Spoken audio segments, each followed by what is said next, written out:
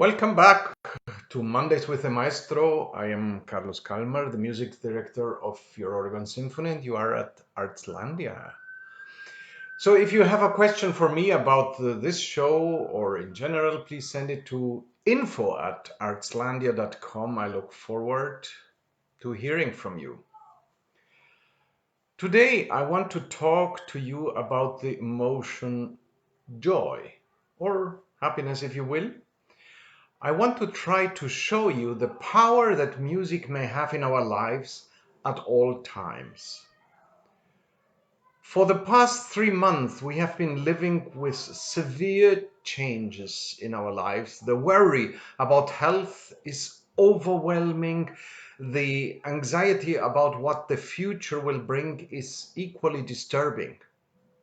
Is there going to be a job for many of us who are out of work? Can we feed our families? What can we do to protect ourselves and others from the pandemic? That is a time when I believe that music can help soothe the feelings of uncertainty. Unfortunately, amidst all of this, there is also the problem of blatant institutionalized racism in our country. Right now, this problem that unfortunately is part of the build-up of our country is overwhelming our daily life. Society has to change. I fully support the peaceful protest that demands that change. Racial inequality is an abhorrence, no matter where in the world we live. But our country, that is made up by so many ethnicities, skin colors, beliefs, and backgrounds, should be at the forefront of inclusion and diversity. We have ways to go.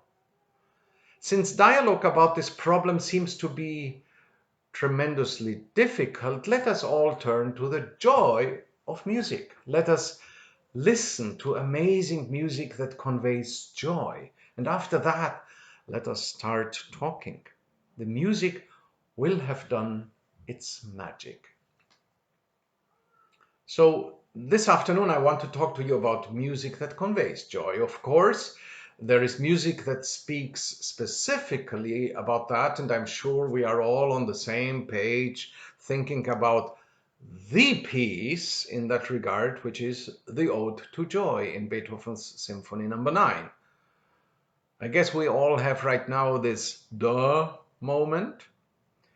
But it might be surprising to all of us that while there are many pieces that convey the feeling of joy and happiness to all of us, the amount of music written specifically for that purpose is kind of limited. That means that there might be a majority makes us happy but does not title joy, or it is more about our reaction to the music. And I would say that in the case of joy as a human emotion, it is a very subjective feeling. After all, what really makes us truly happy? Joy can be so many things for so many different people, whether it is our family life with children, a life dedicated to others, or a peaceful, self-reflective life. We can all agree that joy is personal. Be all that as it may, joy and happiness is a feeling that often includes all of us to feel at peace with the world. This is, again, very subjective, given the fact that we are in a pandemic and there is unrest. This idea of being at peace brings to me the very first piece of music I want all of us to listen to. This is Mozart. And it is, at least for me personally, a moment of absolute bliss and joy that is immersed in a calm sea of melody that seems endless. Mozart had written many piano concertos around the time this one started to exist, including one of his darkest works in this genre, the Piano Concerto number 20. He followed up in the briefest of time with the number 21, which is very opposite in demeanor of his earlier brother. The middle movement of Piano Concerto number 21 is one of the deepest music that even a genius like Mozart ever wrote. It is not joyful per se, but I hope you will agree that it leaves you with a sense of quiet fulfillment like no other piece. Here is the ending to that second movement.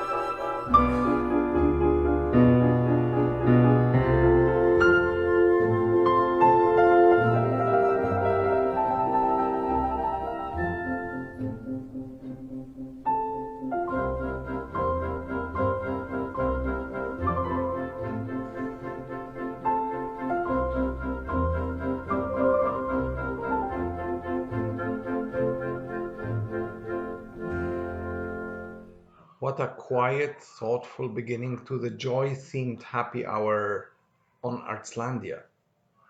Let us go in a different direction, shall we? It may come as a surprise, but there is happiness in humanity when violent conflicts come to an end.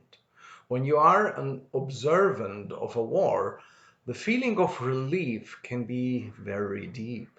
Even more important is the feeling of joy when you are in the middle of an armed conflict and you have to completely change your life because of it. I want to tell you a story about that. My father was born in Vienna, the youngest of three boys. His mother, a widow since my father was 9 years old, ran a tiny convenience store to feed the family. The Nazis came and everything was ended quickly.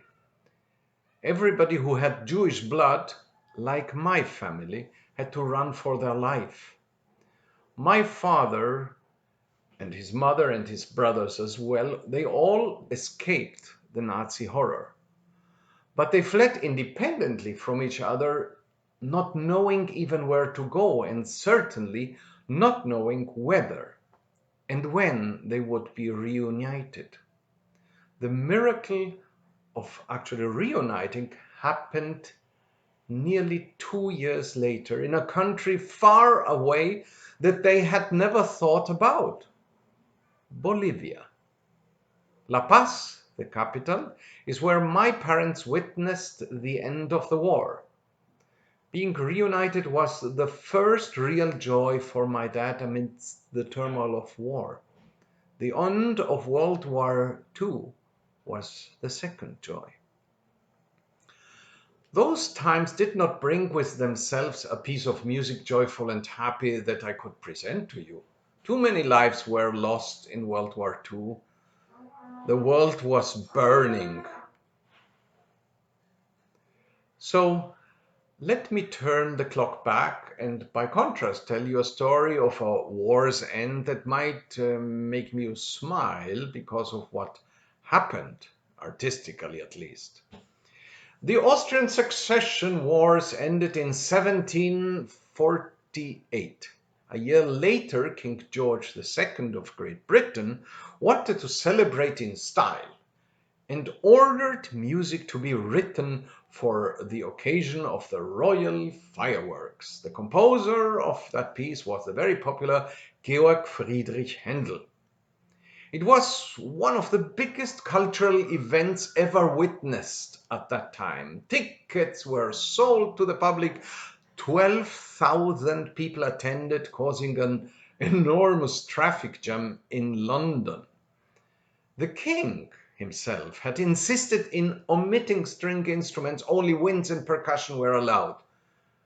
Big thing, right? Unfortunately, and we in Portland know what I'm talking about, the famous English weather did not like the idea. It started to rain during the performance. Part of the specially constructed stage caught fire. 2 soldiers lost their lives because of that. But a bit after this catastrophe, Handel reorchestrated the music, this time with strings. And the rest is history. Here is the Réjouissance from the Royal Fireworks by Georg Friedrich Händel.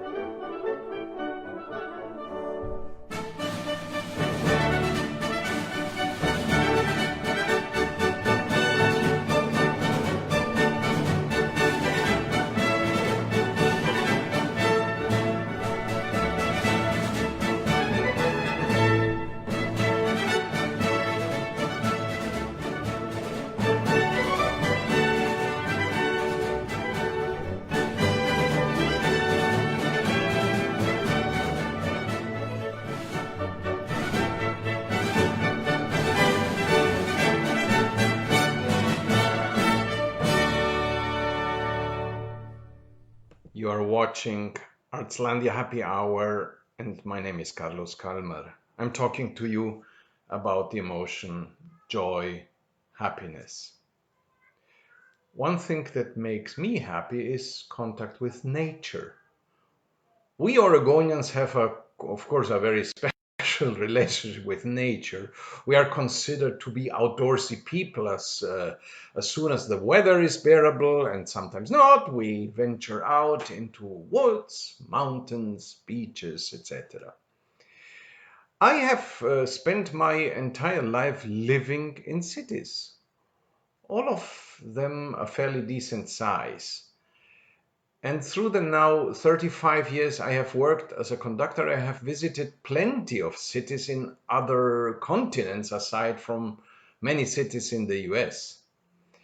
Funny thing is that after a while you realize that there are plenty cities which kind of look alike. The globalization has brought to us the same type of to any downtown area. This relates mainly to my many decades in Europe. The structure of many cities is the same. Even when I started to come more often to the United States, I realized that cities here have also a lot of similarities. They are spread out, people do not live downtowns, the necessity for cars is tremendous. Well, there are exceptions, and I was always thrilled to realize that Portland is not really what you call a standard American structured city. The opportunities we have to connect with nature in and around the Portland area are astounding. And I have grown to appreciate, maybe prefer, time outside of cities. When I left Europe and moved to Portland, there was one thing aside from personal ties that I missed, which was hiking in the Alps. The chance of getting away from it all, of submerging yourself into whatever Earth itself is willing to show to you is, for me, a very special kind of joy. And that is the segue to a piece of music that is stunningly beautiful and that delivers a special notion of joy for players and listeners alike. The great Johannes Brahms struggled tremendously before he wrote his first symphony. He believed that Beethoven cast a nearly unbearable shadow upon any composer who would even attempt to write a symphony. Be that as it may, as soon as Symphony No. 1 was premiered, Brahms worked on his second symphony, which was, in this case, easy to write and splendid in demeanor. Brahms himself joked about the character of this piece to his friends, but the best explanation between the joyful music and nature, in this case, is the following little story. Brahms wrote nearly the entire piece in the village, in the tiny village of Perchach on the Wörther Lake in southern Austria. This is a lake surrounded by the amazing scenery of the Alps, a lake of splendid color, and Brahms felt something very special. He then sent his score to a close friend, the amateur musician and very famous doctor, Theodor Billroth. Billroth played the piece on the piano and then wrote to Brahms, "It is all rippling streams, blue sky, sunshine, and cool green shadows. How beautiful it must be in Perchach." All the joy of nature is unleashed. Here is a section of the first movement of Brahms' Second Symphony.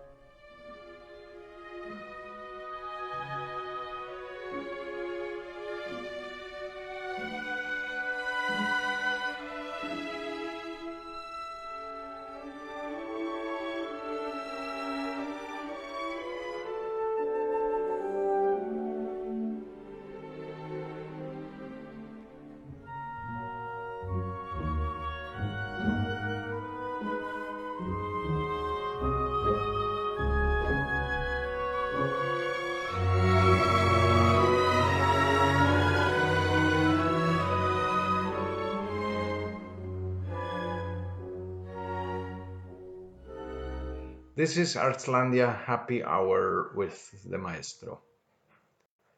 It's time to talk about the most joyful people that populate the planet: children.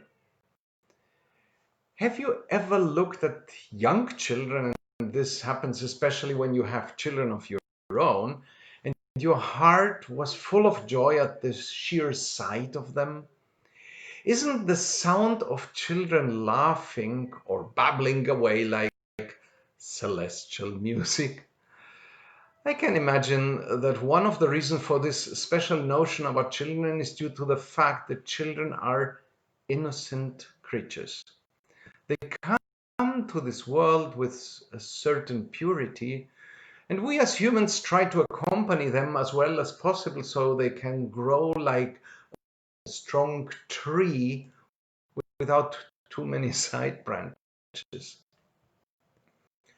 In German language, we have this saying that children and fools speak the truth. Their unfiltered honesty, bare of social conventions, is something that is joyfully refreshing. Now, on a personal note, I want to add that the joy of seeing a child being birthed by your beloved partner is the pinnacle of happiness. I have several children of my own, and seeing them grow, witnessing the developing of their different personalities, is another pure joy. Jokingly, I can say, and in a way wrongly as well, that my oldest son was responsible for the biggest cheer by a concert crowd that I have the honor of accepting. Before a concert of Beethoven's Ninth Symphony, the president of our Oregon Symphony informed the crowd in the Arlene Schnitzer Concert Hall that I would be actually conducting that night because that same morning our son Luca had been born. When I came on stage, the crowd cheered so much, and I say this was a cheer addressed to actually the wrong person. My wife deserves all the credit and the cheers. She gave birth. I was only the happy and proud husband. And now let's listen together to some music that is very apt in this case. Every November and December we are flushed with Tchaikovsky performances and show the wonderful ballet called Nutcracker. What a joyful Christmas story that is, and it of course involves children. Let us turn our attention to the March of the Toy Soldiers.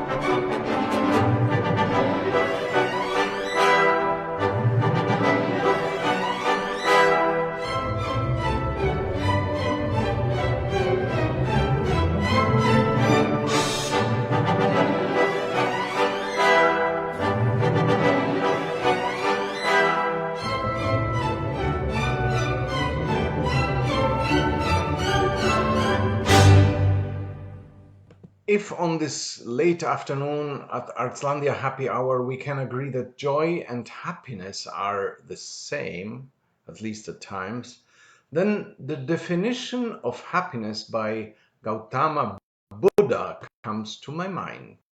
He said, "There is no path to happiness. Happiness is the path." What a wonderful sentence that is. It is like a reminder for all artists that try to achieve something similar, like there is no such like perfection, but there is the path towards perfection is all about that. Returning to the quote by Buddha, it is now turn to talk about the joy of religion in conjunction with music.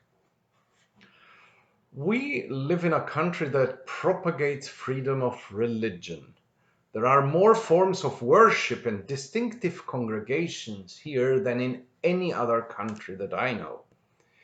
I believe that freedom of exercising your belief is a fundamental right, as long as it does not clash with the peaceful togetherness of an entire society. Being here in a country where everybody else can coexist peacefully is a wonderful idea. Whether we are living up to the expectation that is included in this plan, well, that is another matter. Because I strongly believe that doing this well means to be tolerant of people who do not worship the same way as you. As with every belief, political party, way of thinking, it is up to a majority to desist implementing rules that are only in agreement with the beliefs of the majority. But let me not get too far away from topic, which is the joy of religion, or the joy of God as written in music. We here are primarily a Christian majority nation, and there is the connection to a wonderful display of joy. In the program of the first performance of Handel's Messiah, the librettist of the piece, Charles Jennens, included the different parts of the Messiah. The second part, for example, reads in part the redemptive sacrifice, the scourging and the agony on the cross, the ascension, the world and its rulers reject the gospel, and finally, God's triumph. I also want to mention that at this point in Handel's Messiah, we are already over 90 minutes into this masterpiece. Something amazing had to happen, and musically, there is something absolutely enchanting about this chorus with the Messiah in its entirety. So after more than 90 minutes, this is the first time in the score you hear both trumpets and the timpani playing with the rest of the ensemble. What an amazing display of joy this music is. Let us enjoy it together.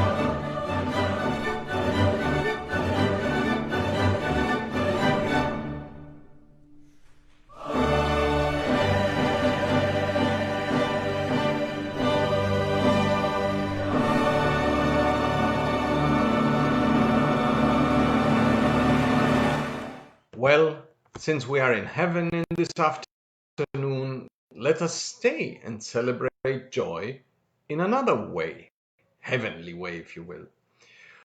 When liberated from religion, we look at heaven in an artistic and scientific way, there might be something transcendental happening.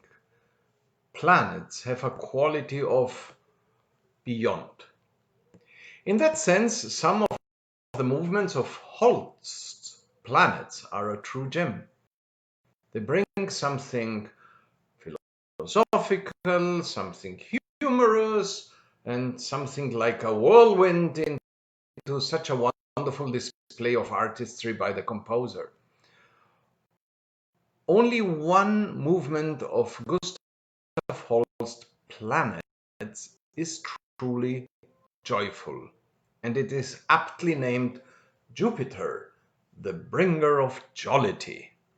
Holst writes a jovial, very British movement full of energy and speed. It is also full of bonhomie. Funny thing that Holst, in the middle of all of this, in music and inserts a true British patriotic song of more, as if Jupiter would take his ease. Then the jolliness returns and brings us everything back and ends very powerfully. Let us get into it briefly after these tunes, shall we?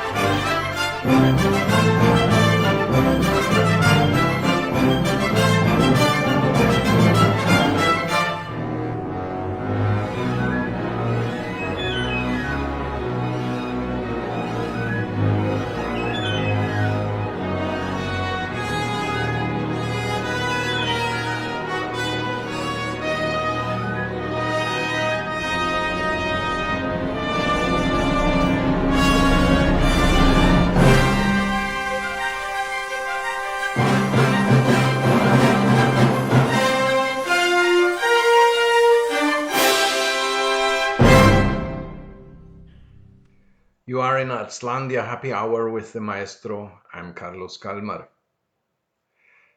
Imagine being in the bliss of a wonderful night of companionship and love. It all probably started with a wonderful serenade that put the entire story of the night into gear. But dawn is near, and you have to start thinking about more mundane things, like work. Now, luckily, you have a friend who is carpooling with you and maybe picking you up early in the morning.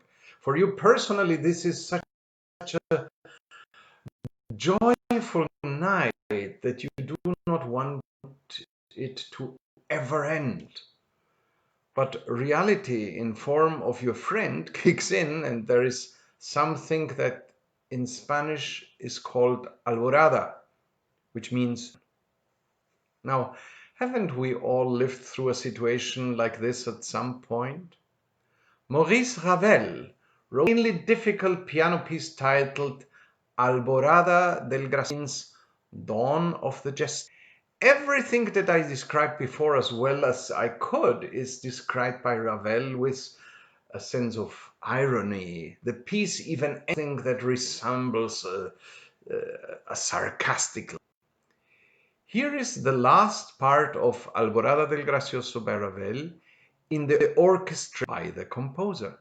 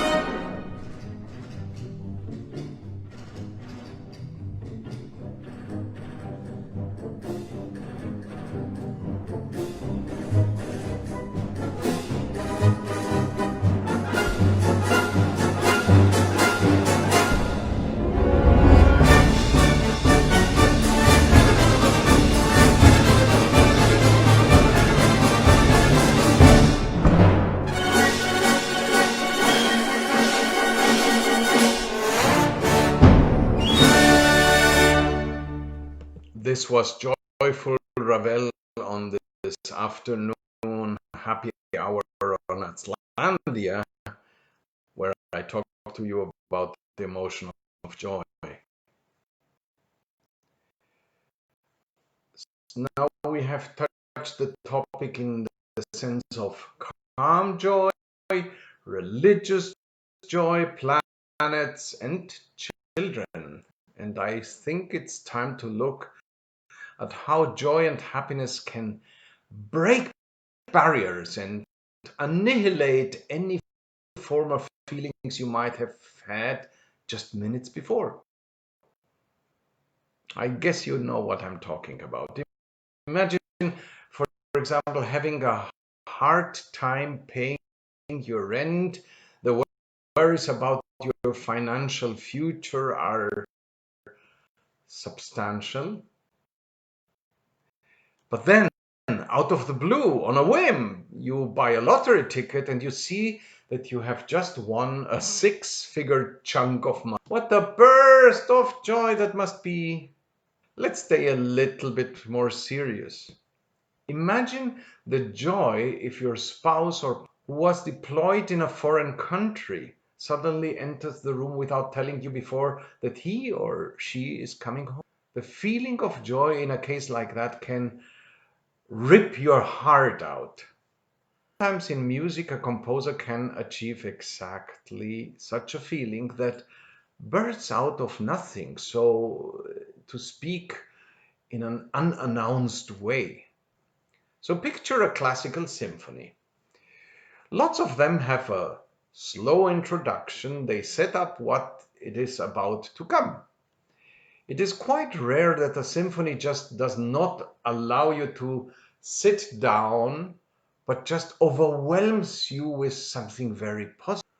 Such a thing happens in one of my favorite works by Felix Mendelssohn.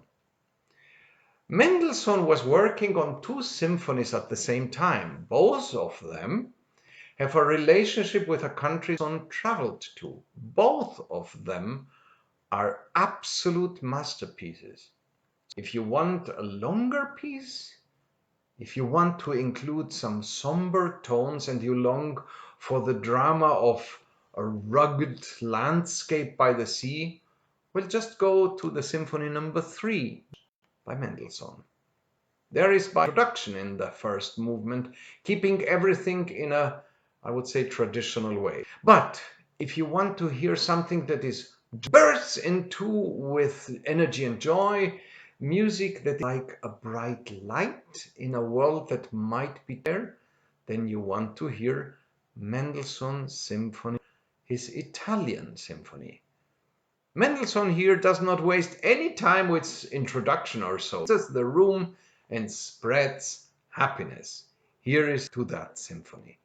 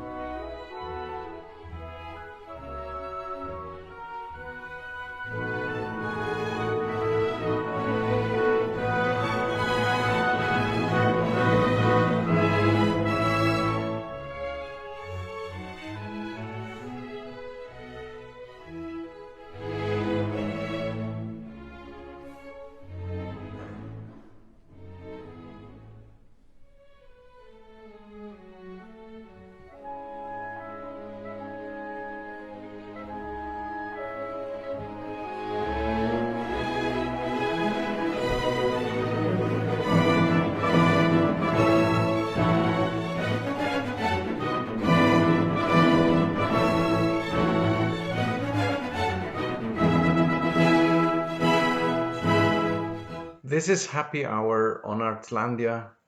I am Carlos Calmar. This afternoon, I'm talking about the emotion of joy and happiness. Have you ever thought about how the greatest composers of all times were as humans? Have you reflected upon the question whether the music they wrote just mirrored who they were in real life? Or whether sometimes their music was just a mechanism to cope with the unhappiness they lived through? Sometimes we encounter great also were fairly happy human beings where the art and their life seem. Giuseppe Verdi might be a good, maybe even Johann Sebastian, for example, assuming that especially Bach been a total workaholic, if I'm allowed to use that modern term. But quite often I encountered disparities between what a composer puts out and what his life actually is. For example, why on earth did Gustav Mahler write the Kindertotenlieder, songs about the death of a child, during a time when his children were alive and his life was really great? How can one explain that a composer like Maurice Ravel, who was capable of writing the most sensuous music, was in real life a very inhibited man who barely faced his own homosexuality?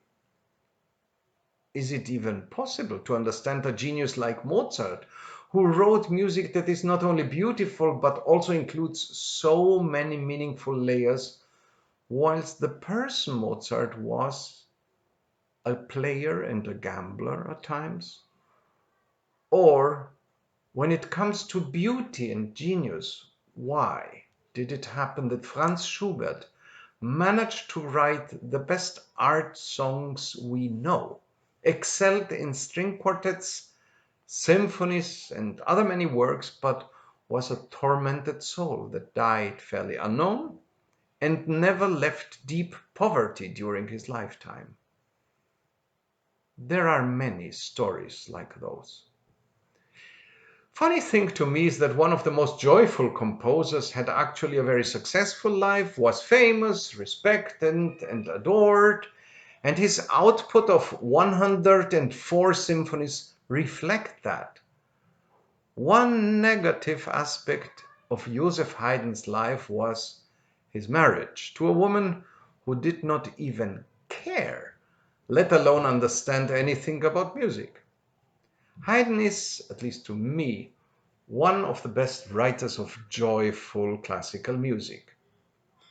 It does not even matter which of his symphonies you look at, there is always this twinkle in Haydn's eye. He was absolutely capable of writing unbelievably meaningful and very serious pieces.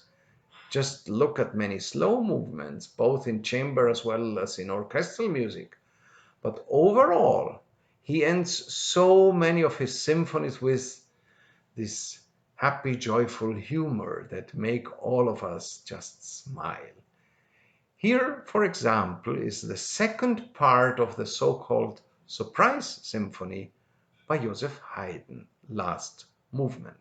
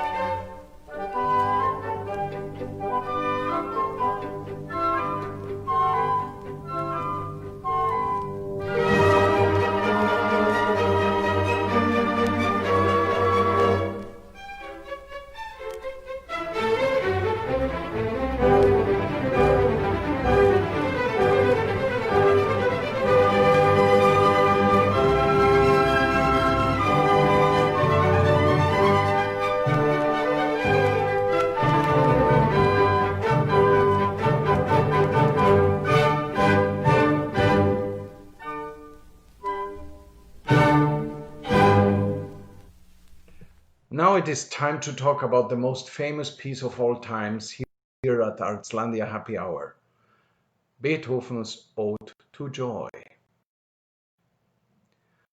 When I was a student in Vienna and started looking at the Ode to Joy a bit more in depth, I realized that there is quite a setup leading to such a great melody. When I was a little kid, I saw Beethoven 9 being played in concerts in Montevideo, and I do not remember a thing about the first three movements. Everything for me was at that time about the expectation. And when are we finally going to hear the bass and later the chorus sing those famous lines? But once I studied the piece, I wondered whether it isn't absolutely crucial to go through the first three movements in order to grasp the depth of the. The first movement is already large in scope and it has drama in it. The second is a playful scherzo like in other symphonies of that period, a dark romp, even full of. In the third movement, Beethoven takes us to heaven at times, whilst preparing the incredible scope of the last movement. Let us remember that where there is joy, there might be sorrow as well. In the case of the Ode to Joy, there is the joy preceded by a lot of drama, which makes the joy shine even brighter. The famous Ode to Joy is an artistic marriage between a great poet, Friedrich Schiller, and a great composer, Ludwig van Beethoven, without them working together. Schiller wrote the ode. He actually considered the ode a failure in his later years, and it is also quite possible that, besides the inclusiveness of the message as we understand it now, which is a humanistic message for all people, Schiller was essentially aiming at the Freemasons when he wrote the poem, meaning the males. That is why there is always the word brothers in the text, never the word sisters. Beethoven, who was a free spirit of his own, got to know the ode fairly early in his life and always planned to set it to music one day. He did so at a late stage. As we all know, at that time he was completely deaf. And once the Ninth Symphony was premiered, only very few people understood what they were actually hearing. For the most part, the piece, including the Ode to Joy, was just too much for the listeners. Luckily, sensitive colleagues like Robert Schumann championed and recognized what Beethoven. All of us are left with one of the very few pieces of classical music not only every human being should know because of its artistic quality, but mainly for the message of tolerance and inclusiveness that it always has carried. We now live in times where divisiveness is the new normal, where even leaders fuel the divide rather than healing the wounds of society. We need classical music. We need the Ode to Joy by Beethoven.